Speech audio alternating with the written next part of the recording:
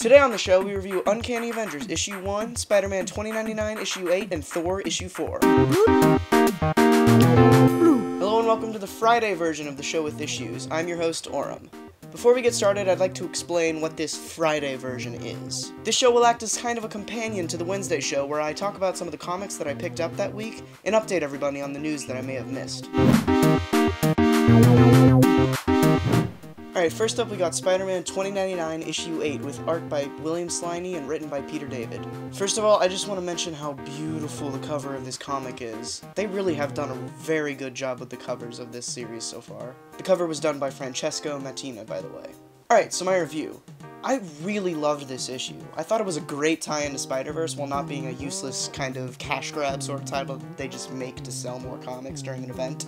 Also, I have to mention that Lady Spider is probably one of my favorite things to come out of Spider-Verse so far, and I love that they teamed up her kind of old-timey steampunkiness with Miguel of 2099's super high-tech sci-fi stuff. I'm also really happy that this issue was not treated as just a side event to Spider-Verse. It's really a bridge between issues 13 and 14 of Amazing Spider-Man, which are the core Spider-Verse parts.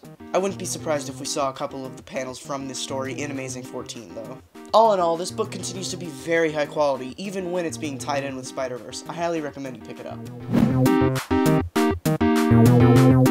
Okay, so next up we have Uncanny Avengers Issue 1, written by Rick Remender with art by Daniel Acuna. Before I get started, I really should mention that I loved the first run of this book that led into Axis. That being said, I am very interested in this relaunch, which is why I picked the title up.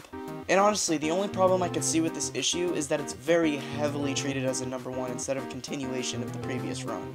Without getting into too much detail, the reason I say this is because in the back half of the book they do some stuff with the writing that really just lends itself to being a first issue. It's very exposition-y. Don't get me wrong, the book was great, it's just not the stellar issue that I expected, I guess. I will be picking up more, though. Okay, this one. Thor No. 4, written by Jason Aaron with art by Russell Dodderman.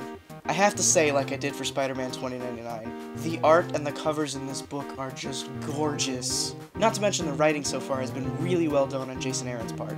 And yes, I know this is a continuation of Thor God of Thunder, which he wrote previously. I haven't read it yet, but I have the first 11 issues collected in a hardcover. Anyway, back to the book. I really liked what this book did to progress both Thor's stories. And if you're confused, that's this Thor and this Thor.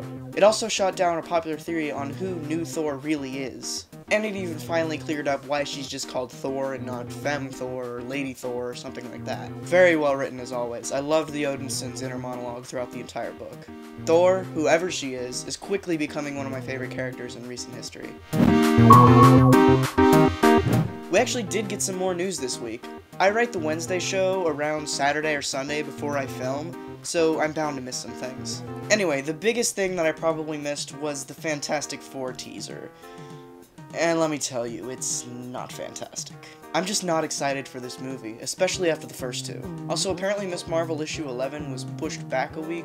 I'll be picking that up next week. Sorry about that. And of course, we got new episodes of Agent Carter, Arrow, The Flash, and the rest of the superhero TV shows that are on right now. We also got a nice interview from Newsarama about Marvel's summer event Secret Wars. Link to that in the description. Anyway, that's pretty much it. Thanks for watching the first sort of half episode of the show with issues. Make sure to check back next Wednesday. I have something special planned. Next time, my throat isn't trying to murder me while I film.